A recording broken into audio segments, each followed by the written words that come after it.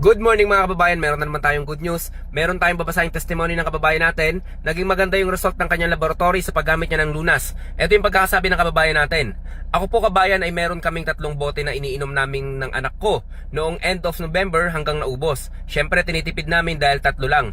Naubos at naputol ang pag-inom namin. After 1 month, saka ulit kami nagkaroon. After 1 month na pag-inom ko ng tamang pag-inom ay talagang halos lahat ng result ng laboratory ko ay okay na. Maliban na lang sa fatty liver ko at uric acid ko. Ang hindi pa bumababa, yun na lang daw hindi pa bumababa. Maganda talaga at ngayon ay gabi na lang ako umiinom pero 2 capsule. Salamat sa Diyos sa produkto nyong Lunas at Acid Guard na iniinom ko. Okay kabayan, ganito. Kung mataas ang iyong uric acid, ang gamitin mo na tubig is yung pinagbabara natin ng Acid Guard. Mag-distilled water ka muna. Sure na sure ako mga kababayan. Distilled water muna ang gamitin mo. Basta gamitin mo siguro sa loob ng 1 buwan, saka ka magpa-check up ng iyong uric acid. Sure yan, 100%.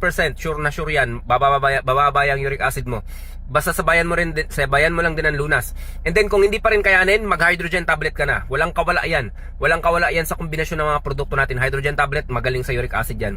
And then also mga kababayan, napakarami nating tumbler. Suportahan nyo ako mga kababayan, suportahan nyo yung mga produkto natin, and then makakatulong talaga sa mga kababayan natin. Yung tumbler natin available, PM lang kayo mga kababayan kung gusto nyo mag-order. Stay healthy, ako si Chance at ako ang magsasakang gala.